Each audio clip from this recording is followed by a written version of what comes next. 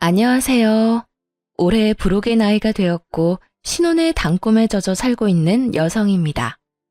김포와 부천을 오가며 회사를 관리하느라 여간 힘든 게 아니지만 그래도 요즘 최고로 행복합니다. 매출도 잘 나오고 조만간 확장 이전을 할 것 같아 마음이 들떠있기 때문이죠. 제가 이렇게 승승장구할 수 있었던 건 지금까지 해온 사업이 수완이 좋았던 것도 있지만 아마 제 인생의 전환점이 되었던 그 사건이 계기가 되지 않았나 싶어요. 불과 3년 전이긴 하지만 그 일을 겪고 악바리 소리 들어가며 더욱더 일에 미친 듯이 몰두했었거든요. 저는 아무 생각 없이 바쁜 시간을 보낼 수 있어서 좋았겠지만 아마 직원들을 고단했을 겁니다. 아마 직원들은 고단했을 겁니다. 오늘 여러분께 들려드릴 이야기는 제 인생의 전환점을 만들어준 전남편과 시어머니에 대한 이야기입니다. 전남편을 짧고 굵게 이야기하자면 빛 좋은 개살구 같은 사람이었어요. 콩깍지가 씌어서 아무것도 몰랐지만 살면서 점점 뱀 허물 벗듯이 새까만 속을 드러내더군요. 시어머니는 어떤 사람인지 굳이 말씀 안 드려도 아시겠죠? 그럼 인생의 전환점을 만들어준 그들의 이야기 시작하겠습니다. 지금은 이혼을 했지만 편의상 남편이라고 지칭하겠습니다. 저는 서울에 있는 4년제 대학교에서 무역학과 경영학을 전공했습니다. 부모님이 대기업에서 근무하셨다 보니 부족하지 않은 형편에 하고 싶은 거 다 하고 살았습니다. 민정아, 너는 누굴 닮아서 그렇게 유별난다냐? 대학도 그 정도면 네가 골라서 취직할 수 있는데 왜 사서 고생을 하려 해? 아빠, 그래도 인생 살면서 하고 싶은 일 한 번쯤은 해봐야죠. 아버지도 젊었을 때 사고 많이 치셨다면서 할머니가 그러시던데? 야, 임마. 그건 그거고. 너는 얌전히 회사 잘 다니다 시집만 잘 가도 인생 성공한 건데 엄마 아빠는 너 고생하는 거 보기 싫어서 그래. 그러니 잔말 말고 다니던 대학 열심히 다니다 좋은 남자 만나서 결혼해. 전 그렇게 시시하게 살려고 태어난 거 아니에요. 아빠도 제 성격 아시잖아요. 한다면 하는 거. 자꾸 그렇게 속박하려 하시면 저 삐뚤어질 거예요. 어휴, 내 팔자야. 너 그러다 홍기도 놓치고 큰일 난다. 사업은 아무나 하면 다 되는 줄 아냐? 그러다 보기 좋게 망하기라도 하면 어쩌려고 그러냐? 누굴 닮아서 이렇게 똥꼬집인지 원. 누굴 닮긴 우리 둘 골고루 닮았나 보지. 우리 젊었을 때 딱 그 모습이구먼. 이왕 하는 거 한번 믿어나 봅시다. 뒤에서 3등 하던 애가 내가 자극 줘서 이렇게 좋은 대학 떡하니 간 거 봐요. 앵간한 고집이 아니니 지켜보자고요. 망해도 얘가 망하는 거고 그렇게 망해봐야 인생 경험도 되고 좋은걸요. 부모님은 보통의 평범한 사람들처럼 적당히 좋은 대학 나와 적당한 나이에 결혼해 가정을 꾸리길 바라셨죠. 하지만 제가 워낙 외향적이면서 도전적인 성격이라 당연히 제 기준에 맞지 않는 바람이었습니다. 그렇게 대학 졸업 후 마음 맞는 동창들과 작은 사업을 하나 시작했어요. 제가 좀 특이하게 창업 동아리 활동을 했었는데 거기서 마음 맞는 선후배들과 물류 보관 및 유통 사업을 시작하게 된 거죠. 여자가 사업을 한다니 주변에서 우려의 말도 많았고 무엇보다 집안의 반대가 심했습니다. 그래도 자식 이기는 부모 없다고 사업 미천이라며 결혼 자금으로 모아두셨던 돈 5천만 원을 건네주셨어요. 제가 노력해서 성공한 모습을 보여드리면 되겠지 싶어 3년 동안 이리저리 발로 뛰며 일했고 그 결과 짧은 기간에 좋은 투자처도 얻고 여러 기업과 업무 협약도 맺으며 연매출 30억이 넘는 회사로 거듭나게 되었습니다.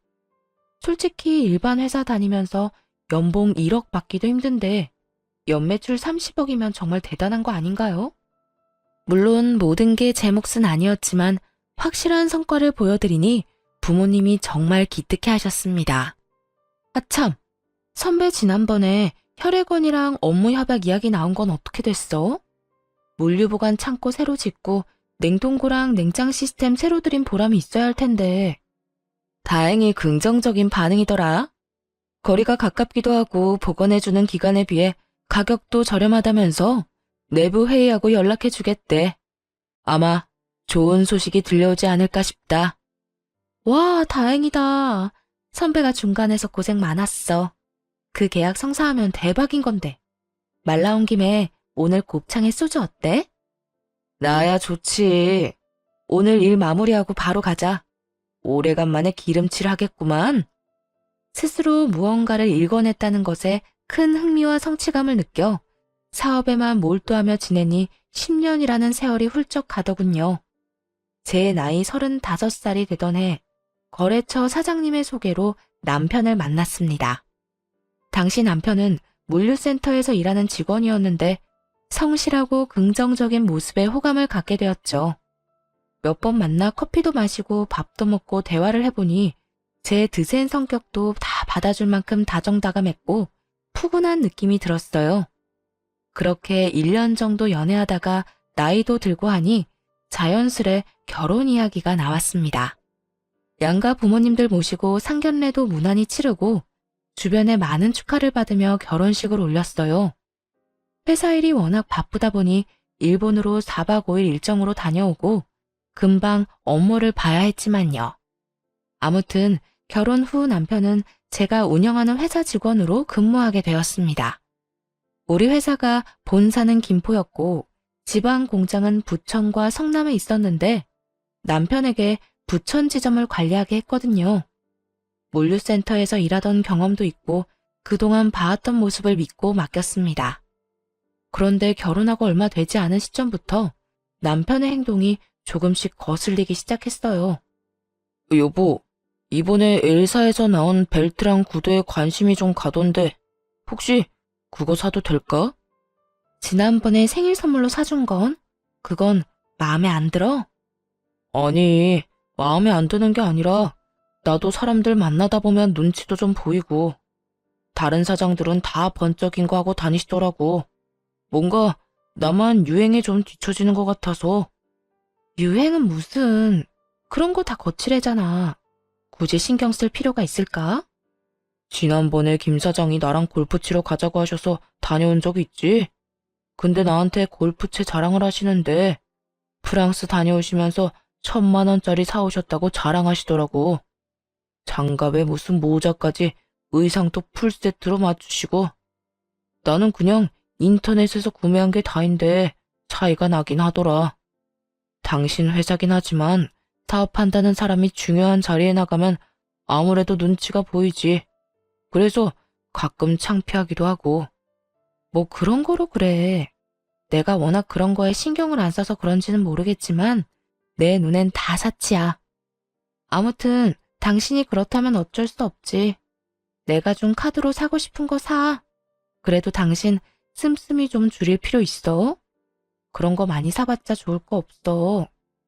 제가 사업체를 운영하고 있는 터라 전반적인 경제권을 제가 갖고 있었습니다. 남편에게 공장 하나를 맡긴 뒤부터 뭔가 사치를 부리기 시작한 것 같았죠. 물론 거래처 직원들을 만나고 다니면서 외적인 부분에 대한 고민을 몰랐던 건 아닙니다. 저는 일만 제대로 하면 된다 주의여서 그런 건 나중 문제였거든요. 하지만 남편은 주변 사람들과 비교하며 자신의 처지가 좋지 않다고 신세한탄하기 일쑤였습니다. 뭐 어쩌겠어요. 그래도 남편 기죽어 다니지 말라고 남편이 하고 싶은 대로 하게 놔뒀죠. 그런데 남편이 언젠가부터 마치 자신이 회사를 운영하는 것처럼 주변에 소문을 떠벌리고 다니기 시작한 겁니다. 그뿐만이 아니었어요. 시어머니와 시누이도 이제는 저에게 대놓고 돈을 요구하더군요. 예, 아가, 듣자 하니 너 돈 좀 번다며? 내가 그동안 자세한 걸 몰라서 뭐라 못했지만 이왕 이렇게 된 거 단도직입적으로 말하마. 앞으로 생활비를 좀 대줬으면 좋겠구나. 혼자 몸으로 아들 대학 보내고 하다 보니 돈이 없다. 내가 나이가 들어서인지 더 이상 일도 못하겠고. 아, 네 어머니, 당연하죠. 혹시 얼마 정도 원하세요? 제가 최대한 맞춰드릴게요. 내 주변 양반들한테 물어보면 다들 200 정도씩은 받는다고 하더라. 그래야 하고 싶은 것도 하고 눈치 안 보고 여행도 다니고 그런다면서. 용돈 포함해서 그 정도면 적당할 것 같다. 네, 그럼 다음 달부터 계좌로 입금해 드릴게요. 지난번에 아가씨 취업 준비하던 건 어떻게 됐어요? 안 그래도 그 말도 하려고 했다. 네 시누이가 그동안 명품에 미음자도 못 해봤잖니. 다행히 회사에서 좋게 봐줬는지 다음 주부터 출근한다고 하더구나. 그래서 그런데 취업 선물로 가방이랑 구두 어떠니? 골라주기 그러면 현금으로 주려무나. 원래 이럴 때 크게 한턱 내는 거야. 아, 네. 그럼 물어보시고 연락해 주시겠어요? 예, 떨떠름해 것 없다. 어차피 나중에 너희도 애 낳고 그러면 희진이가 잘 챙겨줄 거다. 다 되돌려 받게 돼 있으니까 너무 걱정하지 말고. 아니면 이왕 이렇게 된 거 이참에 경제권을 네 남편한테 넘기면 안 되냐? 원래 여자가 경제권 쥐고 있으면 돈이 줄줄 샌다고 했어. 남편이 기가 살아야 집안이 사는 거야. 그건 안 될 것 같아요. 저 혼자 하는 사업도 아니고 동업자들이 있잖아요. 그리고 남편은 물류관리 쪽으로만 일을 해봤지 우리 회사 전반적인 시스템은 잘 이해를 못해서요. 그건 제가 알아서 할게요. 대신에 어머님 용돈 섭섭지 않게 챙겨드리잖아요. 시어머니는 사사건건 경제권을 남편에게 넘기라며 저에게 눈치를 주셨습니다. 하지만 공과 사는 정확하게 구분해야 했고 그 부분에 있어서는 냉정하게 말씀드리곤 했죠. 사실 시댁의 형편이 그렇게 좋은 편은 아니었습니다. 자가라고는 하지만 20평 정도 되는 소형 평수 아파트 한 채가 전부였고 그나마 그 집도 아직도 대출이 1억 정도 남아있다고 했어요.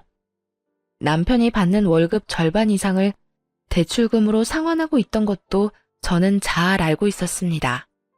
제가 여유롭게 버니까 당장은 문제가 될 거란 생각은 못했던 거죠. 어쨌든 시어머니는 한동안 잠잠하시더니 저에게 앓는 소리를 하시며 갑자기 가정부를 고용해달라고 하셨습니다. 오랫동안 일을 하셨으니 몸도 힘들고 온몸이 성하지 않은 데가 없으시더라고요. 저는 효도하는 마음에 결국 가정부를 고용해드렸습니다. 그런데 가정부로 고용된 이모님이 3개월 만에 그만둔다고 하시는 겁니다. 알고 보니 마치 부잣집 사모님이라도 된 듯 온갖 허세를 부리며 이모님에게 갑질을 했나 봐요. 그리고 제가 남편에게 준 카드를 가지고 시어머니가 사치를 부리기 시작했고요. 한 달에 500만 원 이상으로 씀씀이가 커지자 저는 안 되겠다 싶어 남편에게 일렀습니다. 여보, 내가 준 카드 어머니 드렸어?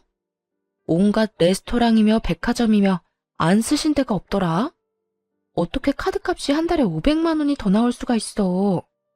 아무리 생각해도 이건 과해. 당신 어머니한테 카드 받아와. 안 되겠다 싶으면 내가 그냥 분실 신고하고 새로 발급받아 버릴 거니까. 이제 보니 너 돈 좀 잘 번다고 유세하는 거네. 네가 회사 대표다 이거야? 없는 사람들 무시하고 그러면 안 되는 거야. 물론 우리 엄마가 흥청망청 쓴 건 잘못했어. 근데 돈 잘 버는 며느리 둬서 그 덕 좀 보겠다고 하는데 나이든 노인네 이해 좀 해줄 수 없어? 내가 무슨 무시를 했다고 그래. 아무리 며느리 덕 좀 보려고 하셔도 그렇지. 한 달에 카드값이 500만 원이 말이 되는 거야? 당신 월급보다 많은 금액인데 지금 본인 돈 아니라고 막 쓰시는 거잖아. 그래, 내가 벌어서 아무런 문제 없어.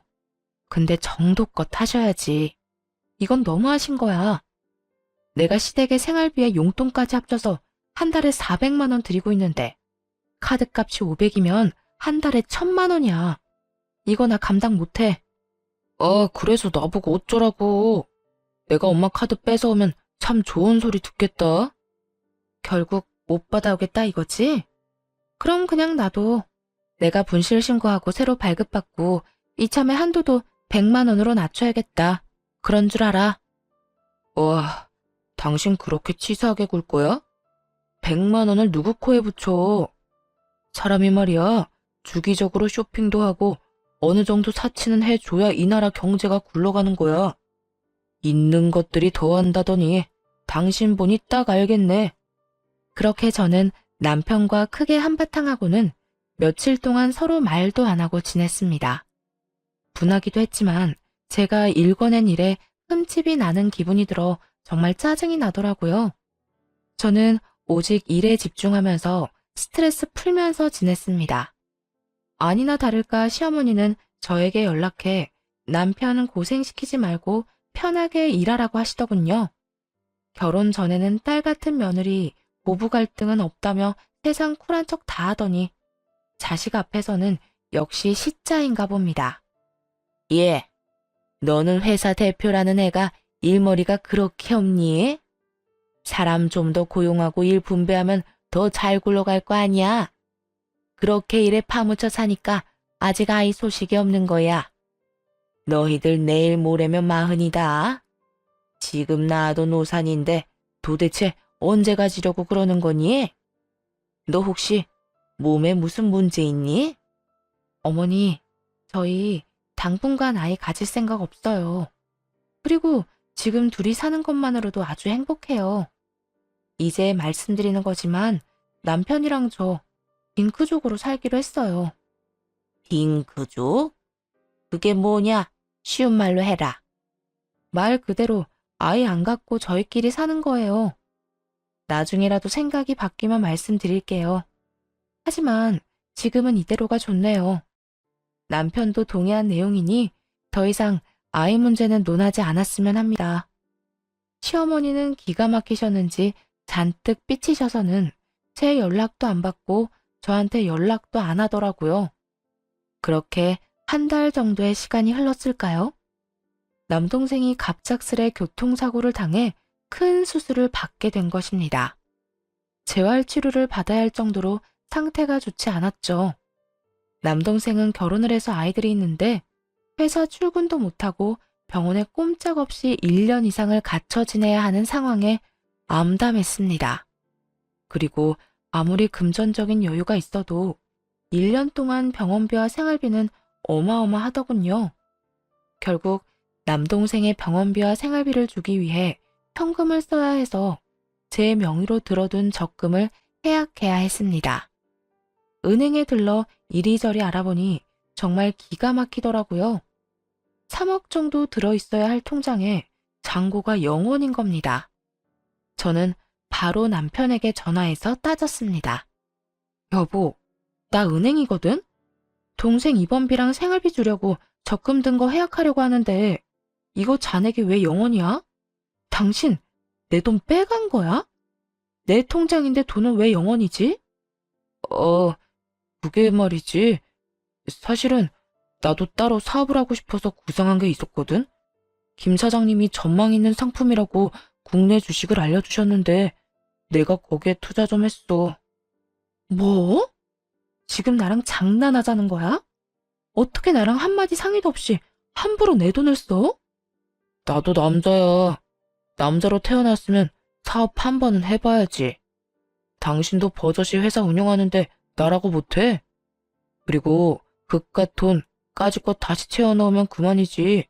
되게 뭐라 그러네. 어차피 그 돈 우리 부부 위해서 쓰려고 했던 거 아니야? 부부는 일심동체라고 내가 좀 잘 돼보겠다는데 그 정도 돈은 투자해줄 수 있는 거잖아. 일심동체 좋아하네. 야, 이 양반아. 1,000만 원, 2천만 원도 아니고 자그마치 3억이야. 넌 그게 단순 돈 몇 푼으로 보이는 거니? 그거 내가 안 입고 안 먹고 아껴서 겨우 모은 돈인데 네가 뭔데 홀라당 날려먹는 거야? 그 주식 확실한 거야? 사업 구상? 어떤 사업을 하는 건데? 내가 지금 회사 운영하는 게 무슨 애들 장난 같아? 나도 3년 동안 잠도 못 자고 굶어가면서 고생해서 일군 회사야. 당신 믿고 지점까지 맡겼는데 돌아오는 게 이런 거면 난 당신한테 실망할 수밖에 없어. 앞으로 내 회사에서 쫓겨나고 싶으면 계속 이렇게 멋대로 굴어. 그냥은 안 넘어가. 진짜 치사하다 치사해. 남들은 마누라가 남편 기 살려주려고 애쓴다는데 어쩜 당신은 남편 기를 이렇게 죽이냐? 더럽고 치사하네 진짜. 한참을 남편에게 따지니 남편은 되려 저에게 치사하다며 잔뜩 화를 냈습니다. 도대체 뭐가 잘못된 것이 하나도 모르겠다는 눈치더라고요. 도대체 뭐가 잘못된 건지 하나도 모르겠다는 눈치더라고요. 저는 사업을 하면서 많은 돈을 벌고 있지만 절대 허투루 쓴 적 없어요. 일정한 금액을 정해두고 생활비로 쓰고 있고 휴지 한 장 아껴가며 한 푼 두 푼 모은 소중한 돈이거든요. 그런 돈을 마음대로 써버렸으니 얼마나 짜증이 날까요? 남편은 저에게 한 소리 듣더니 잔뜩 성질을 내며 집을 나가버렸습니다. 그런데 몇 시간 뒤 시어머니한테 연락이 왔습니다. 다른 데도 아니고 시댁에 가서 오늘 있었던 일 전부 시어머니한테 모든 상황을 일러 바쳤나 봅니다. 예, 너 정말 안 되겠구나. 우리 아들한테 뭐라고 했길래 애가 이렇게 잔뜩 화가 났어. 어머니, 제가 일하면서 평생 모아둔 적금 3억을요. 그이가 홀라당 다 까먹었거든요. 아무 말도 없이 써버렸다니까요. 그래도 그렇지. 너는 남편한테 할 말 못할 말 구분도 못하냐? 이럴 거면 결혼은 왜 했어? 사람이 실수도 하고 그러는 거지. 그리고 너도 사업해서 잘 알잖냐. 돈이야 다시 채워 넣으면 그만이잖아. 이번에 제 남동생 크게 다쳐서 병원비 많이 들었다고요. 사업도 맨날 안정적인 게 아니잖아요. 아무것도 모르시면서 제발 그이만 두둔하지 마시라고요. 어이가 없구나. 너 지금 나한테 따지는 거니? 그리고 지금 돈 번다고 유세 떠는 거야 뭐야? 어머니, 좀 착각하시는 건데요. 사업하는 사람이라고 하셨죠? 사업하는 사람은 10원, 아니 1원 단위 하나까지 다 정확하게 계산해야 하는데 어디 한번 따져볼까요? 네? 참, 내가 살다 며느리한테 이딴 취급을 받을 줄은 꿈에도 몰랐다. 너 그렇게 돈 좀 갖고 있으면 뭐라도 되는 줄 아나 본데? 싹수 없게 대할 거면 우리 아들이랑 이혼해라. 나도 네 얼굴 보기 싫다. 어머니, 말씀 가려서 하세요. 저도 참는데 한계가 있다고요. 제가 조목조목 따지자 두둔하던 시어머니는 아무 말도 못하시더니 제 남동생을 걸고 넘어지더군요.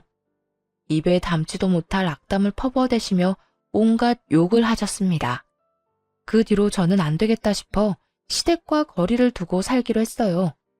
남편은 3일 동안 시댁에서 먹고 자고 하더니 쭈뼛쭈뼛 신혼집으로 돌아왔습니다. 그런 남편에게 한 번만 더 금전적인 문제를 일으키면 바로 이혼이라고 못 박아두었어요. 남동생은 수술을 끝내고 열심히 재활 치료를 받았습니다. 걷지 못할 수도 있는 상황이었지만 결국 극복해냈고 조금씩 회복하게 되었죠. 다리에 보조기를 차고 있어야 했지만 다시 회사에 근무할 수 있을 정도로 건강을 되찾았습니다. 어느 정도 시간이 지나고 회사의 재정 상태를 점검하게 됐습니다. 1년에 한 번 정도 분야를 나눠서 전체적인 점검을 실시하는데 최근에 돈 문제도 있고 재정 분야에 좀 더 집중했어요. 표면적으로는 아무런 문제가 없지만 자꾸 금액도 안 맞고 매출 대비 배송된 물건도 적거나 없더라고요. 특히 남편이 관리하던 지점에 뭔가 석연찮은 부분을 발견했습니다. 며칠 밤을 새우며 서류를 일일이 대조해보고 몇 번이고 직접 눈으로 확인했는데 믿지 못할 결과가 나오더군요. 알고 보니 남편이 알게 모르게 회사 돈을 횡령하고 있었고 거기에 시어머니도 가담한 사실을 알게 되었습니다. 가뜩이나 사치가 심했던 두 사람은 회사 돈으로 명품이나 고급 레스토랑에 다니며 온갖 사치를 부리고 있었어요. 남편이 교묘하게 영수증 처리를 하는 바람에 티가 나지 않았던 겁니다. 심지어 남편은 온라인 도박에 빠져 이미 몇 천만 원을 탕진한 뒤였죠. 어이가 없는 상황에 그대로 시댁으로 갔습니다. 남편과 시어머니는 한가롭게 TV를 보며 안주까지 차려 술 한잔하고 있더라고요. 저는 그 두 사람 얼굴에 장부와 횡령 증거를 내던지며 소리쳤습니다. 어머니, 저 다 알고 왔어요. 이거 보시고 딴 말씀 못 하시겠죠? 정확히 어머니는 3천만 원, 저 사람은 1억 2천만 원, 정확히 1억 5천만 원이네요. 당장 제 돈 돌려주세요. 다짜고짜 쳐들어와서 이게 뭐 하는 짓이야? 그리고 내가 엄마한테 용돈 좀 드린 것 가지고 너무한 거 아니야? 영수증 처리 다 했는데 뭐가 문제야? 넌 회사 돈으로 어머니 용돈 챙겨드리니? 네가 가진 돈으로 드려야 하는 게 맞지. 야, 어디 겁도 없이 내 돈도 모자라 회사 돈에도 손을 대? 너, 내가 한 번만 더 돈 문제 일으키면 가만 안 둔다고 했지? 세아가, 너도 참 너무하는구나. 어차피 나 죽으면 지금 내가 가진 거 다 물려주고 죽을 텐데 너 정말 야박한 거 아니냐? 어쩜 애가 그렇게 인색해? 우리 가족 아니니? 가족도 가족 나름이죠. 이게 무슨 가족이에요? 그리고 어머니가 가진 게 뭐가 있으시다고.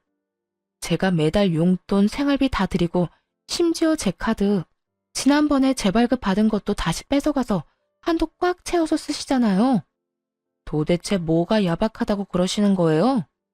뭐가 너무한 거냐고요? 엄마한테 큰 소리 치지 마. 당신 정말 질린다. 질리는 건 나지. 당장 이번 주 내로 돈 안 돌려주면 변호사 대동해서 법적으로 대응할 거니까 그렇게 하라. 돈 앞에선 가족이고 뭐고 없어. 더군다나 이해 못할 정도로 뒷돈까지 챙긴 마당에 난 이상 봐주지 않을 거야. 각오하는 게 좋을 거야. 변호사를 선임하던 뭘 하던 알아서 해. 난 분명히 말했다. 이번 주까지 그대로 돌려놔. 저는 그대로 시댁을 나와버렸습니다. 뒤에서 어찌나 빽빽거리며 소리를 질러대는지 귀가 다 아프더군요. 시댁을 나온 뒤 미리 연락해둔 변호사 사무실에 찾아갔습니다. 남편과 시어머니 행위는 공금 횡령에 해당하기 때문에 관련 증거가 명확해야 했어요. 저는 은행에서 돈의 출처였던 회사명의 계좌와 사용 내역, 세무사를 통해 사용한 공식적으로 사용된 회사 자금 내역, 그 둘을 비교해 어긋난 부분, 남편과 시어머니의 계좌 내역을 모두 증거로 제출했습니다. 남편이 영수증 처리를 했다는 내역과 일치하지 않는 부분 또한 증거로 제출했어요. 하나에 집중하면 질릴 때까지 해버리는 저의 습관 덕분에 며칠 밤새운 보람이 있었네요. 그러고는 곧바로 이혼 소송도 함께 준비했습니다. 나 지금 이혼 소송 상담받고 오는 길이야. 당신도 잘 알겠지만 이건 그냥 넘어갈 일이 아니야. 형사 고소라도 해서 절반이던 10분의 1이던 다 받아낼 거야. 이번 주까지 돈 안 갚으면 시모와 당신 재산 가압류 걸어버릴 거고. 여보, 정말 그렇게까지 해야겠어? 지금 내가 가진 돈은 30만 원이 전부야. 일단 이거라도 받고 나머지는 내가 천천히 갚으면 안 될까? 5년만 시간을 줘. 내가 어떻게 해서든 돈 마련해서 갚을게. 응? 그러니 제발 한 번만 봐주라.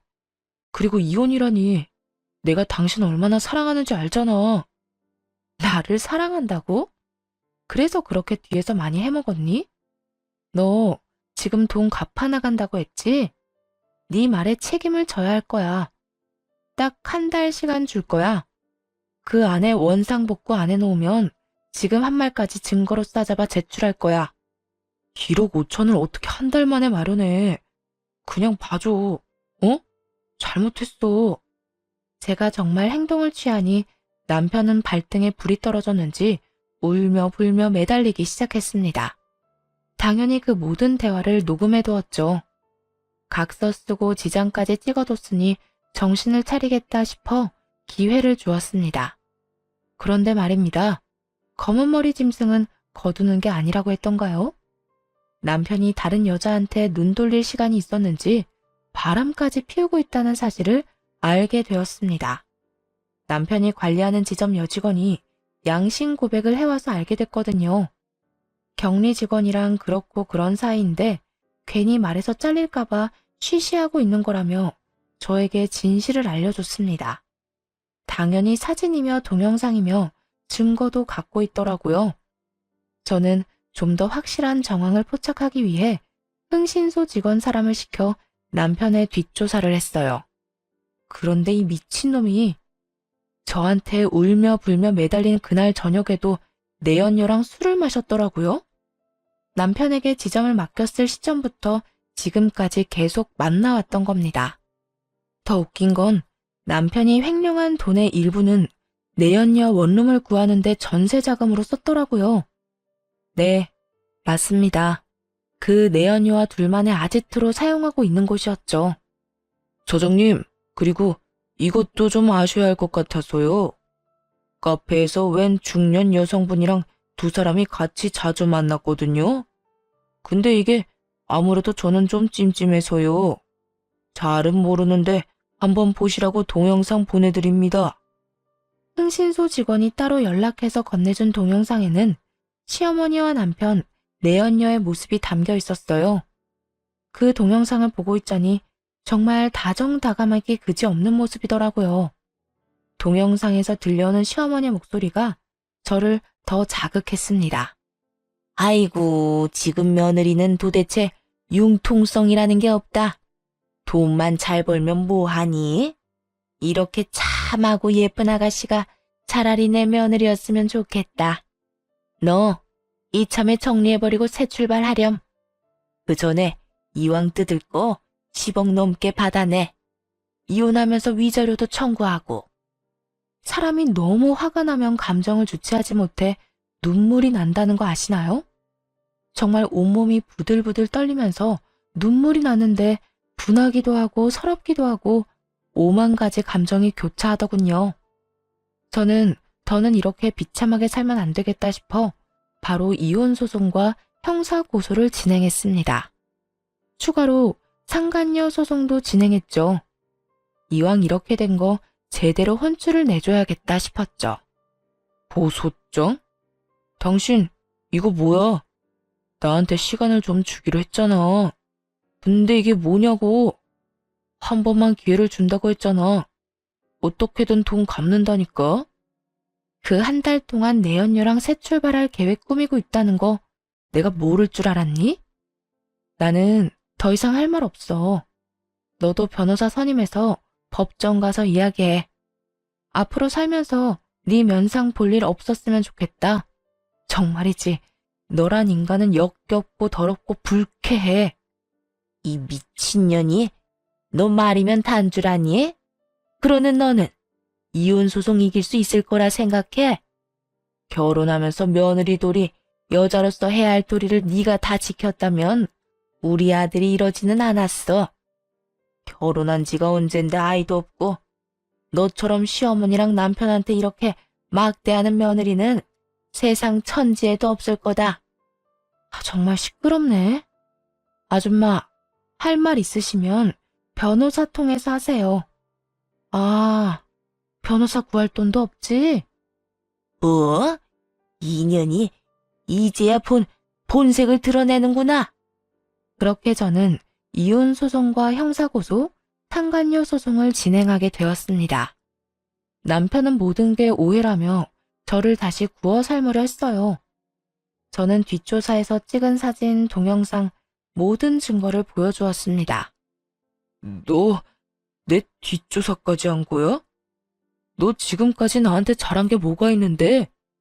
애초에 결혼하면서 매일 나 무시한 거 아니야? 여자 주제에 돈 잘 번다고 사람 무시할 땐 언제고? 내가 잘한 게 없다고? 그래, 네 기준에서는 그렇게 생각할 수도 있겠다. 그래도 적어도 이거 하나는 기억해.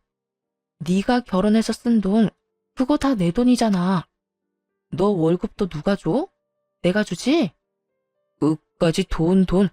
진짜 너 같은 여자는 한 트럭을 갖다 줘도 질릴 거야. 너무 싫어. 누가 할 소린데? 내일 모레 40이면 제발 철 좀 들어. 이 덜 떨어진 새끼야. 내가 인생에서 가장 후회하는 게 뭔지 알아? 너 같은 거지랑 결혼해서 시간 허비한 거랑 돈 낭비한 거야. 너만 아니었으면 내 인생 이렇게 되지도 않았어. 그래, 내가 나쁜 놈이지. 그래, 내가 나쁜 놈이다. 그걸 이제 알았니? 넌 제정신 아니야. 아무래도 깜빵에 들어갔다 나와야겠다. 너랑 너희 엄마 조용히 손잡고 들어갔다 몇 년 반성하고 나와. 그래, 해볼 테면 해봐. 나도 너 고소해버릴 거야. 너 지금 내 뒷조사하고 다닌 거 이거 명예훼손이거든? 너도 콩밥 좀 먹어봐. 남편의 적반하장의 태도에 코웃음을 좀 쳤더니 저를 명예훼손죄로 고소하겠다더군요. 당연히 남편이 고소한 건 터무니없는 말뿐이어서 아무 일도 일어나지 않았고 저는 모든 소송에서 승소했고 위자료로 3천만 원을 받았습니다. 그리고 남편과 시모가 횡령한 회사 돈은 10년에 걸쳐 갚으라는 법원의 판결이 있었죠. 매달 125만 원씩 10년 동안 갚아야 하는데 단 한 번이라도 늦거나 입금이 늦어지면 바로 법적 조치해 버릴 겁니다. 솔직히 더러운 돈 안 받아도 그만이었지만 저와 다른 동료들이 피땀 흘려 일궈낸 회사 돈이기 때문에 안 받을 순 없겠더라고요. 모든 일이 마무리되고 결국 남편을 신혼집에서 내쫓았습니다. 남편이 회사를 운영하는 줄 알았던 내연녀는 아무것도 없는 거지 남편을 만났고요. 저는 이삿짐 센터를 불러 남편의 흔적이 조금이라도 있던 더러운 물건은 모조리 포장해서 시댁으로 보내버렸습니다. 그 뒤로 남편은 돈 갚을 능력이 되지 않아 결국 공금 횡령 혐의로 징역 2년을 선고받고 구치소에 수감되었습니다. 제 돈으로 온갖 사치를 부리던 시모는 하나 남은 자금줄이 끊기니 그대로 주저앉으시더군요. 나이가 있다는 이유로 집행유예가 선고되었고 한 푼이라도 마련해야 한다며 건물 청소 일을 시작했어요. 유일한 재산이었던 집도 가압류당했고 시모와 시누이는 남편이 마련한 반지하 방으로 들어가서 살게 되었습니다. 내가 그동안 정말 잘못했다. 시누이 곧 결혼도 해야 하는데 그때까지만 봐주면 안 되겠니? 우리가 무슨 힘이 있다고. 제발 얘 시집만 무사히 보내고 내가 어떻게든 나머지 돈은 마련할 테니까 한 번만 봐주라. 응? 그렇게는 못하겠는데요. 시누이랑 결혼하려는 그 남자도 참 불쌍하네요. 처가 될 집이 사기꾼 거지 집안인 것도 모르고 저는 법원 판결 나온 대로 할 겁니다. 받을 생각도 없어요. 너 너무한 거 아니니? 조금의 정이라도 남아있다면 배려 좀 해주라. 그래도 내가 너 시어머니였는데 이런 식으로 나오면 나도 기분이 좀 그렇구나. 지금 기분 타령하실 때가 아닌 것 같은데요? 제발 말이 되는 소리를 좀 하세요. 이제 와서 제가 왜 아줌마 사정을 봐줘야 하는데요?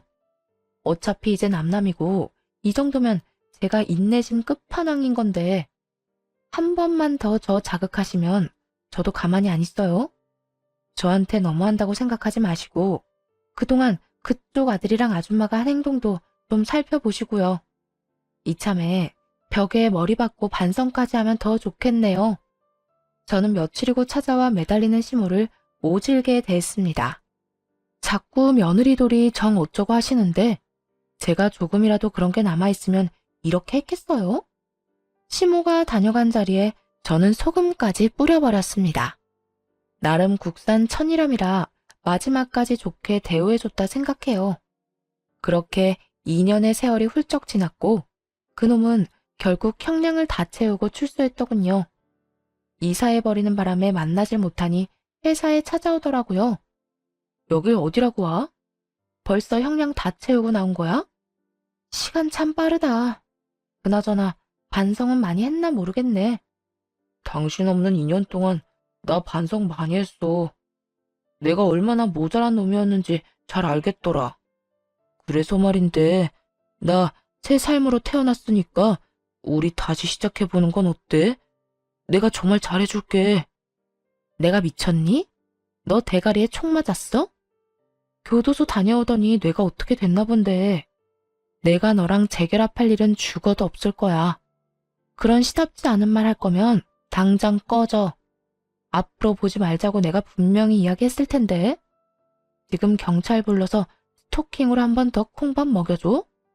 그러지 말고 내 이야기 좀 들어봐. 내가 널 얼마나 보고 싶어 한 줄 알아?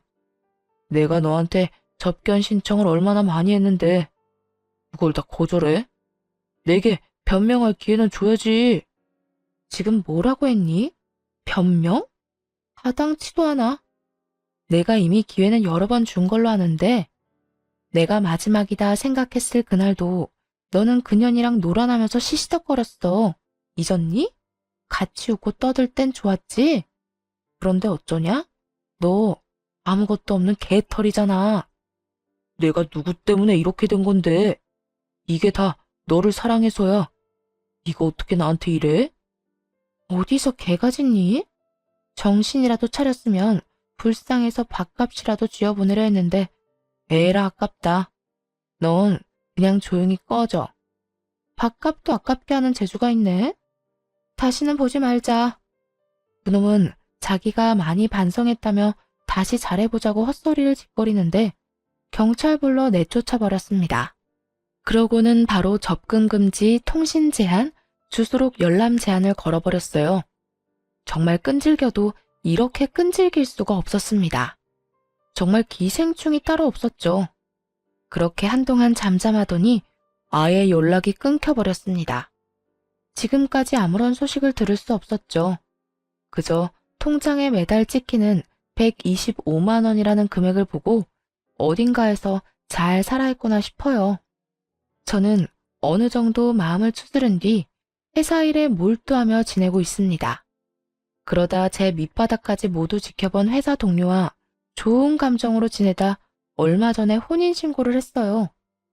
창업을 같이 했던 친구고 항상 제가 힘들 때 옆에서 많은 위로를 건네줬던 사람입니다.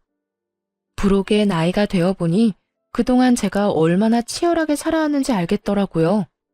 그런 저를 잘 달래주고 앞으로도 함께 많은 시간을 헤쳐나갈 좋은 사람을 만나 얼마나 다행인지 모릅니다. 참 피곤하고 고단하고 다사다난했던 제 결혼 사연은 여기까지예요. 고생을 많이 해서 그런지 앞으로는 행복하고 즐거운 일만 가득했으면 좋겠습니다. 그런 의미에서 오늘은 그 친구와 오붓하게 자주 가던 고깃집에서 삼겹살에 소주 한잔 해야겠습니다. 지금까지 제 사연 들어주셔서 감사합니다.